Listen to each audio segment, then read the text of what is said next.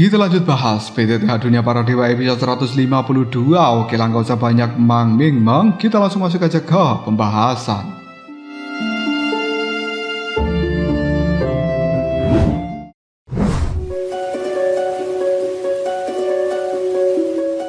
Raut wajah dari sang komandan tahap menengah bintang 5 Dodi menjadi sangat jelek karena tidak menyangka bahwa kecepatan dan juga kekuatan Zoyan sangatlah luar biasa. Tidak butuh waktu yang lama, Zoyan kembali melesat ke arah sang komandan itu untuk memberikan serangan menggunakan pedang di tangannya. Lagi-lagi sang komandan bergerak dengan sangat cepat menghindari serangan Zoyan itu, yang kemudian serangan Zoyan menjadi meleset. Itu sudah sesuai dengan perkiraan Zoyan di awal. Akan sangat mengejutkan apabila seorang di tahap menengah bintang 5 Dodi bisa dikalahkan dengan mudah oleh seorang yang hanya berada di tahap akhir bintang 4 Dodi. Zoyan mendorong kakinya ke tanah. Dia meluncur dengan cepat mengejar pergerakan dari komandan itu yang terus mundur, dan pedang kuno api surgawi di tangannya sudah dimasukkan kekuatan api surgawi. Hal itu membuat cahaya dari pedang ini menjadi melonjak dengan kekuatan yang luar biasa. Tanpa ragu lagi, Zoyan langsung mengaktifkan teknik 1000 kaki tanpa bayangan. Pedang itu pun dilepaskan. Dengan teknik tersebut langsung membentuk sebuah bayangan pedang raksasa yang bergemuruh menggelegar di udara, menyapu ke arah sang komandan tersebut. Ketika bayangan pedang raksasa milik Zoyan itu mendekat, sang komandan sangat ketakutan dan kekuatan dahsyat dari Zoyan seperti hampir mencekik dirinya. Sang komandan menyilangkan tangannya menggunakan besi hitam. Tak butuh waktu yang lama, tongkat besi hitam berubah menjadi 1000 ilusi. Namun dalam bayangan tersembunyi itu, serangannya sangat mematikan karena ini adalah teknik Dota Hapsi tingkat dasar yang bernama tongkat 1000 bayangan hantu yang tidak terhingga. Tujuannya untuk membingungkan pikiran musuh dan kemudian merebut kesempatan untuk memberikan serangan yang fatal. Ini adalah teknik Do paling berharga yang dimiliki sang komandan, dan dia percaya bahwa dengan teknik yang telah dilepaskan ini pasti akan bisa menghancurkan Zoyan dalam satu serangan. Namun dia tidak mengetahui apabila 1000 kaki tanpa bayangan dari teknik Zoyan merupakan sebuah teknik yang sudah berada di tahap Quasi Sain. Bagaimana mungkin bisa dibandingkan dengan teknik tahap si tingkat dasar seperti yang dimiliki oleh sang komandan ini? Namun detik berikutnya, ketika bayangan pedang raksasa milik Zoyan mendekat itu, sang komandan menyadari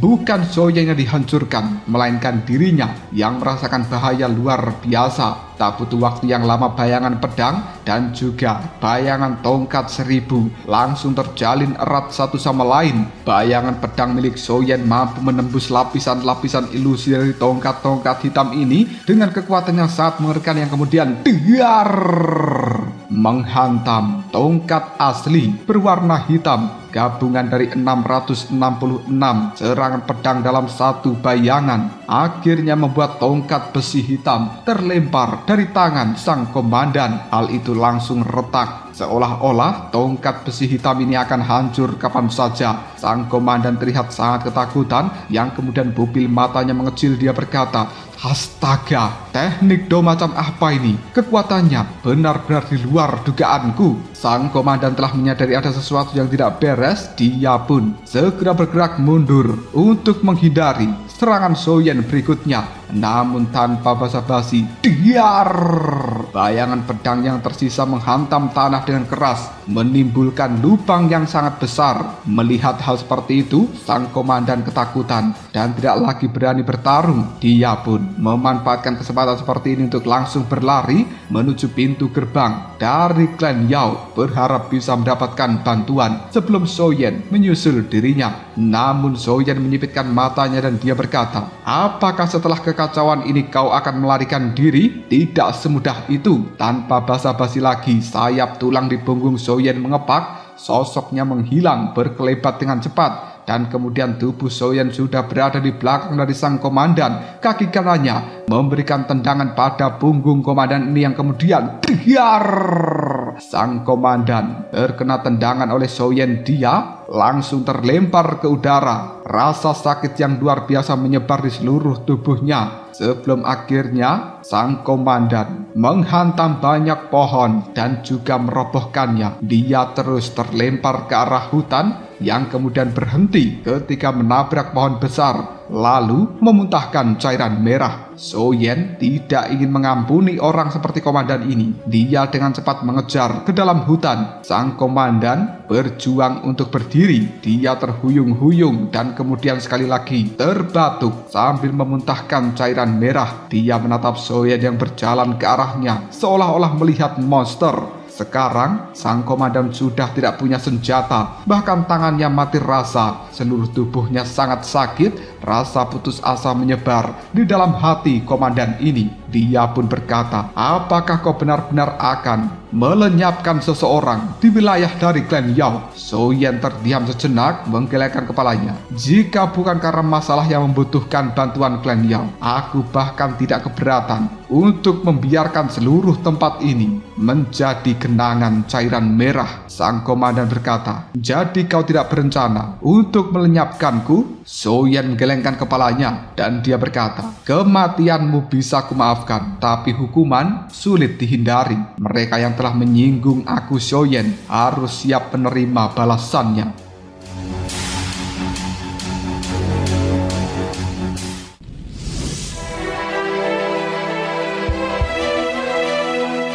Sang komandan kembali ketakutan dan dia berteriak, lalu apa sebenarnya yang kau inginkan? Jika kau berani melenyapkanku, maka orang-orang dari klan Yao lainnya tidak akan pernah membiarkanmu lolos. Soyen menunjuk pada para penjaga yang telah tergeletak di tanah. Dia pun berkata, mereka adalah contoh bagimu. Tapi kau adalah pemimpin mereka, yang berarti kau akan lebih menderita daripada orang-orangmu. Komandan itu tubuhnya langsung gemetar hebat. Melihat para bawahannya tergeletak, sudah cukup menderita. Dan jika dia sendiri menderita lebih parah dari mereka, bukankah sama artinya sang komandan akan lumpuh? Bahkan setelah perawatan dengan pil obat yang ampuh di dalam klan Yao, mungkin tidak bisa disembuhkan. Dia berkata, bocah kurang ajar. Kau benar-benar kejam sekali. Sang komandan mengambil ranting pohon di sampingnya dan melemparkan ke arah Soyen. Menyaksikan hal seperti ini, Soyen menyipitkan matanya. Sepertinya sang komandan sudah kehabisan akal sampai dia menggunakan ranting pohon sebagai senjata dengan putus asa. Tubuh dari Soyen melompat ke udara. Dia pun berputar, mencurahkan energi ke dalam pedang berat kuno api surgawi,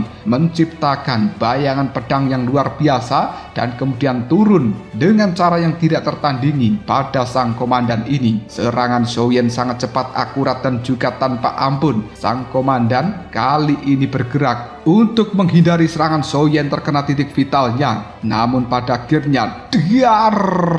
Serangan dari bayangan pedang Soyen itu menghantam bahu sebelah kiri dari sang komandan yang kemudian mengeluarkan suara retakan. Rasa sakit yang hebat membuat komandan meringis. Dia kembali menggeser kakinya berniat untuk menjauh dari tempat ini. Tapi serangan kedua Soyen telah menyusul. Pedang berat itu sekarang bahkan sudah berada di atas kepala sang komandan. Dia merasakan hawa panas yang sangat menyengat dari pedang berat kuno api surgawi. Membayangkan dia akan lumpuh. Sang komandan hanya putus asa menutup matanya. Namun pada saat kritis, sebuah suara bergemuruh terdengar dari dalam klan Yao. Dasar bocah kurang ajar, berani-beraninya kau bertindak dengan cara seperti itu di dalam klan Yaoku. Suara itu meledak membawa gelombang suara yang luar biasa membuat tubuh dari Soyen terguncang. Bahkan gelombang suara membuat tubuh dari Soyen langsung menegang, wajahnya pucat. Sang komandan tiba-tiba bersemangat. Dia seolah memiliki harapan terakhir, segera berlari menuju arah suara sambil berkata, pemimpin klan, tolong selamatkan aku. Namun Soyen ketika melihat sang komandan kabur, dia pun mengatakan, menyinggung diriku berarti harus membayar harga yang mahal. Siapapun yang datang aku tidak peduli, dan tak seorang pun bisa menyelamatkan dirimu. Tanpa ragu lagi Soyen mengangkat pedang berat kuno api surgawi yang kemudian dia meluncurkan serangan menghantam punggung dari sang komandan. Melihat hal seperti ini, sang komandan hanya bisa berkata, "Kau!" Akhirnya, diar! Tubuh yang terhantam oleh pedang berat milik Soyen membuat sang komandan terombang-ambing beberapa kali di udara. Matanya penuh ketakutan dan juga rasa tidak percaya karena bocah ini benar-benar berani menyerang. Bahkan setelah mendengarkan suara teriakan dari pemimpin klan Yao, tak butuh waktu yang lama sang komandan kembali terjatuh, menghantam tanah dengan keras. Lalu dia pingsan. Soyen kemudian menoleh, membalikkan pedang berat kuno api surgawi di tangannya, menggenggam dengan erat dan juga menancapkannya di tanah. Lalu melihat pada arah sumber suara itu datang. Sesosok tubuh melesat, lalu mendarat di hadapan Soyen dan juga meraung dengan gelombang suara yang kuat. "Bocah sialan, berani-beraninya kau!" Teriakan dari sosok ini yang tidak lain merupakan pemimpin klan Yao langsung menimbulkan pusaran angin yang berputar-putar di sekitar tubuh dari Soyen. Namun Soyen mempererat cengkraman tangan pada pedang berat kuno api surgawi yang sudah tertancap ke arah tanah, dan dia masih terlihat dengan tenang, tak bergerak sedikit pun.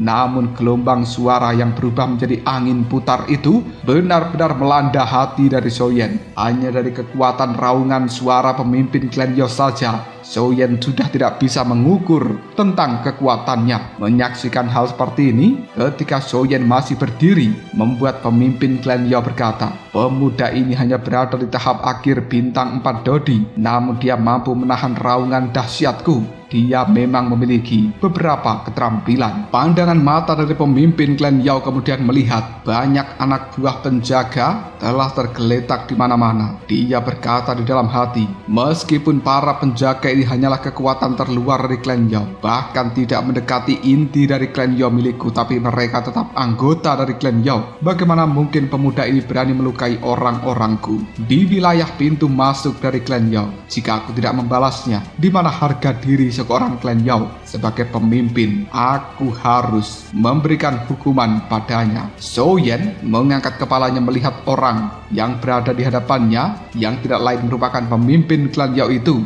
Dia bisa mencium aroma obat. Wajah dari pemimpin klan Yao meskipun terlihat pucat, tapi memiliki rasa hormat yang luar biasa. Yang paling membingungkan Soyen adalah benda yang dipegang oleh pemimpin klan Yao. Panjangnya lebih dari 2 meter, warnanya berwarna hijau. Itu seperti tongkat, tapi bukan sepertinya tongkat, hanya seperti cabang pohon biasa yang diambil dari pegunungan. Dan Soyen tidak bisa memastikan apakah itu senjata atau hanyalah tongkat pemandu jalan.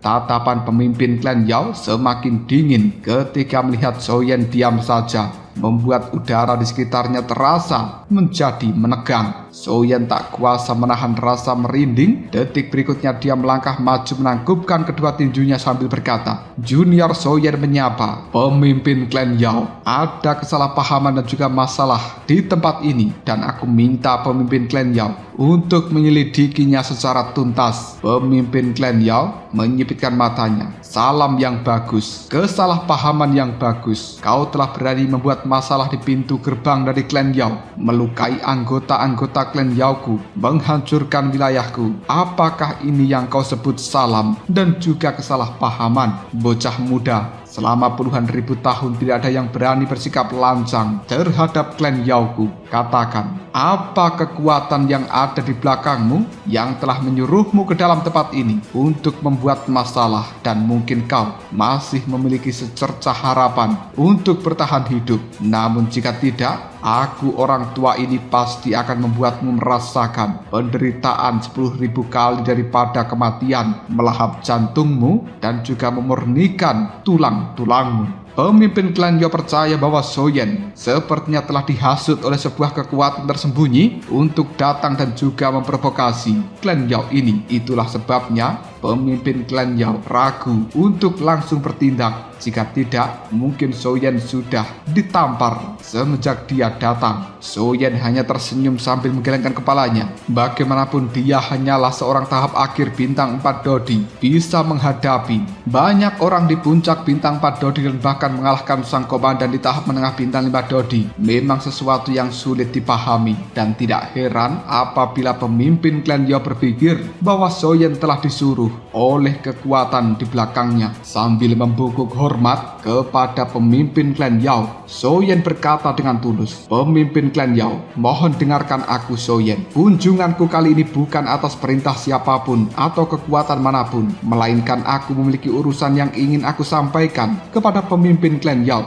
Namun begitu anggota klan Anda melihat diriku, mereka mencoba mengusirku tanpa bertanya apa alasanku datang ke tempat ini, dan bahkan malah memanggil sekelompok besar orang untuk menyerangku. Demi menyelamatkan diri, aku tidak punya pilihan selain membalas, dan aku meminta pemimpin klan Yao untuk menyelidiki masalah ini sebelum membuat keputusan." Pemimpin klan Yao menggelengkan kepalanya. "Kau menyebut ini sebagai upaya penyelamatan diri? Lihat, mereka semuanya terluka parah oleh perbuatanmu." Melihat amarah dari pemimpin klan Yao, Soyen juga mengatakan, "Orang-orang ini memang terluka olehku, tapi itu karena kesalahan mereka sendiri, tanpa bisa membedakan mana yang benar mana yang salah, menindas orang dan mengandalkan kekuasaan, berusaha melenyapkanku. Jika aku bukan orang yang kuat, pasti diriku sudah lenyap sejak awal. Kau lihat sendiri, bahkan komandan yang datang tempat ini kekuatannya di tahap menengah bintang 5 Dodi.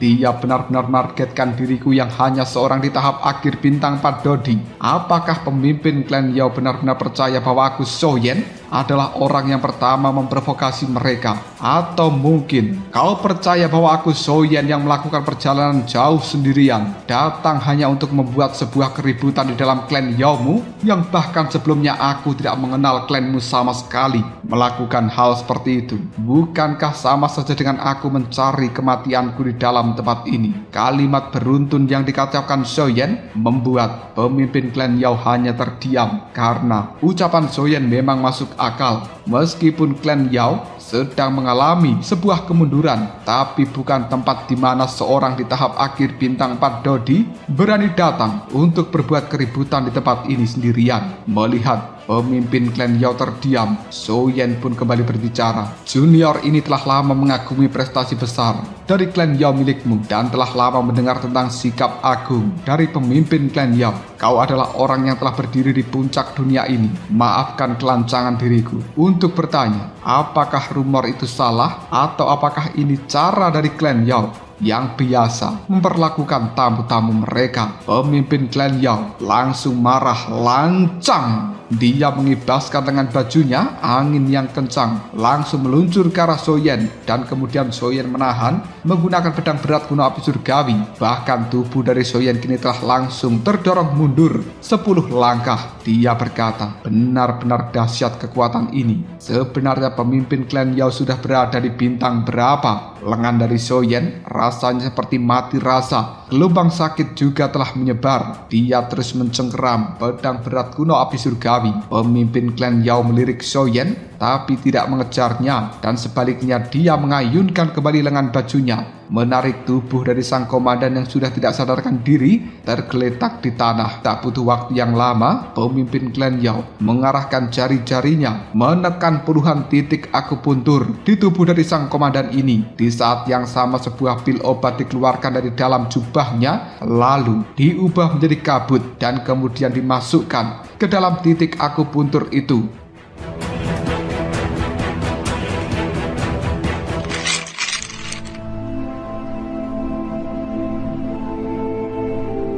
Soyen ketika menyaksikan adegan seperti ini hanya bisa mengaguminya. Teknik pengendalian obat dari orang ini sangat ampuh, dan aku juga baru tahu ternyata obat bisa diberikan dengan cara seperti itu. Semuanya tidak harus diminum. Komandan yang tidak sadarkan diri secara perlahan membuka matanya dan terbangun. Hal pertama yang dia lihat adalah pemimpin klan Yao Komandan itu gemetaran. Dia rasa-rasanya ingin segera berdiri memberikan hormat. Namun rasa sakit yang hebat di sekujur tubuhnya membuat tidak mampu dan hanya bisa terduduk. Sang komandan melirik ke arah Soyen. Ekspresinya penuh dengan ketakutan. Detik berikutnya dia berkata, "Pemimpin klan Yao, bocah itu pelakunya yang telah membuat kita semuanya menjadi seperti ini. Dia satu-satunya orang yang telah melukai parah seluruh para penjaga dari klan Yao kita. Aku mohon pada pemimpin klan Yao untuk menegakkan keadilan bagi kita semuanya." Soyen hanya menyipitkan matanya, sementara pemimpin dari klan Yao tiba-tiba saja mengatakan, "Dasar kalian orang-orang tidak berguna. Kalian telah mempermalukan klan Yao milikku." Tanpa ragu lagi, pemimpin klan Yao menendang tubuh dari sang komandan, membuatnya terlempar dan menabrak pohon. Sang komandan kemudian setengah terbaring. Dia ketakutan ketika melihat pada pemimpin klan Yao tidak lagi berani mengucapkan sepatah kata apapun. Untuk saat ini, pemimpin klan Yao kembali melihat pada sang komandan dan kemudian dia berkata, "Kau jelaskan seluruh ceritanya padaku. Apa sebenarnya yang telah terjadi?" Komandan itu langsung menatap ke arah Soyen. Ini. Tapi dia tidak langsung berani menjawab pertanyaan dari pemimpin klan Yao. Detik berikutnya, setelah menarik nafas, dia mengatakan, "Lapor pada pemimpin klan. Sebelumnya aku telah menerima sinyal dari 2 penjaga pintu gerbang. Lalu diriku bergegas membawa banyak bantuan. Dan kemudian aku ingin menangkap orang ini. Tapi tidak kusangka bahwa bocah itu sangatlah kuat. Sang komandan telah memutarbalikkan fakta. Dia hanya berbicara tentang kesalahan Soyen dan singkatnya berusaha sebaik mungkin untuk menutupi kesalahannya sendiri supaya pemimpin klan Yao marah terhadap Soyen." Pemimpin klan Yao itu melihat pada Soyen sambil mengatakan, "Jadi bocah ini datang ke dalam klan Yaoku memang untuk membuat masalah, dan itu mengapa kau memberikan perintah penangkapan?" Sang komandan menganggukkan kepalanya. Pandangan mata Soyen melihat pada komandan dengan penuh amarah karena dia berani membuat sebuah cerita karangan. Soyen lalu melihat pada pemimpin klan Yao dan segera mengatakan, "Mohon maaf atas ketidaksopananku, tapi bolehkah aku mengajukan pertanyaan kepada pemimpin klan?" Pemimpin klan Yao segera menjawabnya, "Baiklah, aku akan membiarkanmu mati dengan mata tertutup. Tanyakan saja." Soyen tersenyum tipis. Dia kemudian melihat pada sang komandan lalu bertanya, "Kau adalah komandan dari pasukan penjaga, bukan? Aku hanya akan mengajukan 2 pertanyaan. Jika kau bisa menjawabnya, maka aku akan menerima takdirku hari ini. Pertama, sebelum kau menangkap diriku, apakah kau tahu namaku? Kedua, apakah kau juga tahu kenapa aku datang ke dalam klan Yao?" Untuk saat ini, sang komandan langsung terkejut, tak mampu menjawab pertanyaan Soyen sama sekali.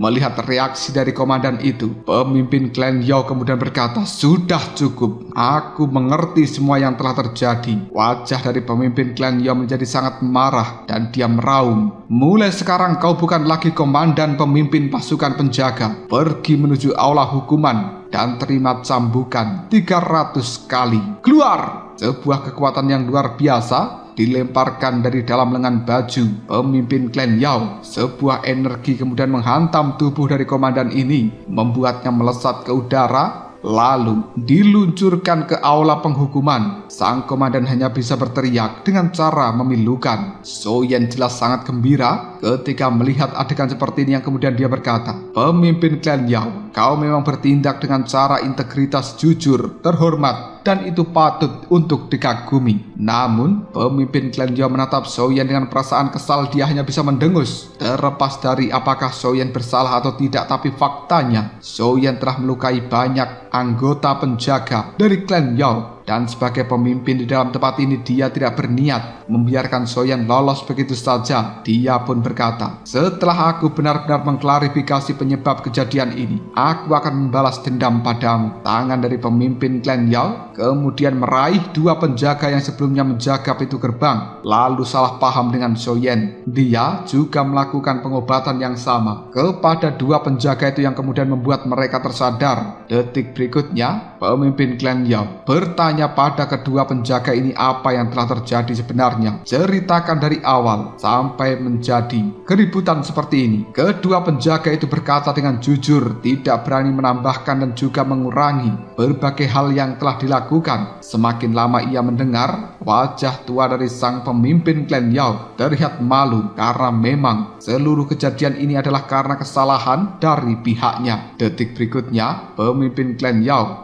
segera berkata pada kedua penjaga itu, jadi kau bertindak kasar dan juga mengirimkan sinyal suar hanya karena kalian tidak mampu memastikan identitas dari Xiaoyan apakah asli atau tidak.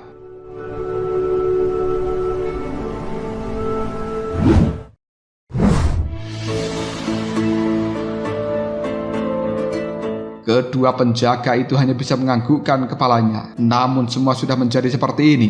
Klan Yao kehilangan banyak muka, tapi sebagai pemimpin, dirinya tidak akan pernah biarkan Xiaoyan lolos begitu saja dengan mudah. Xiaoyan kemudian berkata, mengenai identitas dari diriku, aku telah berkata dengan jujur bahwa aku memang benar Xiaoyan. Di dalam klan Yao ini, apa gunanya aku menyamar dengan nama Xiaoyan? Karena itu benar-benar tidak layak untuk ditiru. Pemimpin klan Yao menggelengkan kepalanya. Tidak layak untuk ditiru bukan berarti tidak akan meniru. Pemimpin klan Yao memiliki gejolak besar di dalam hatinya. Tidak menyangka bahwa bocah yang ada di hadapannya ini adalah Xiaoyan yang begitu terkenal beberapa tahun terakhir. Ini benar-benar di luar dugaannya. Xiaoyan mengepalkan tinjunya. Lalu apa maksud dari pemimpin klan Yao? Dia berpikir bahwa masalah ini tidak akan mampu diselesaikan dengan mudah. Pemimpin klan Yao pun menimpali, jika kau tidak bisa membuktikan identitas aslimu, maka kau harus tetap tinggal di dalam klan Yaoku untuk sementara waktu. Xiaoyan mencari cara. Lalu dia mengatakan, pemimpin klan Yao, karena kau sudah mengatakan begitu, bagaimana jika begini saja? Bisakah kau mengirimkan orangmu atas namaku Xiaoyan menuju halaman klan Xiao dan kemudian menyampaikan surat pada Kaisar Iblis Haoran dan membawa kembali sebuah kenang-kenangan? Apakah itu bisa diterima? Pemimpin klan Yao menimpali,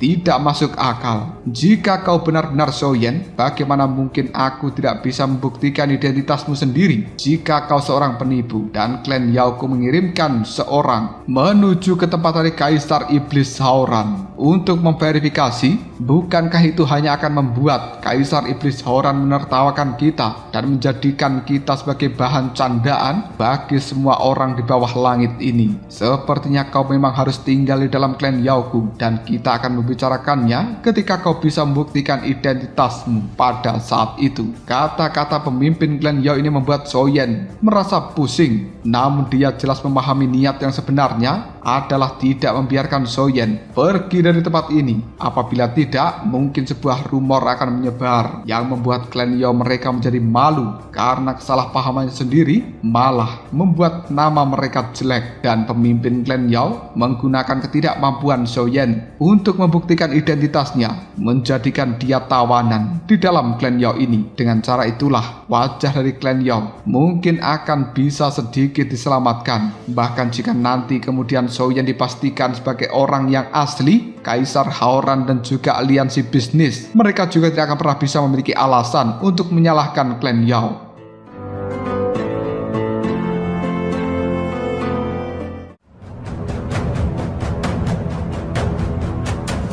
Lalu, apakah yang akan terjadi selanjutnya? Dengan cara apa lagi Xiaoyan akan membuktikan bahwa dirinya adalah Xiaoyan yang asli dan bukan orang yang sedang menyamar? Jika kalian penasaran, tunggu aja jawabannya di next video. Kau browse up.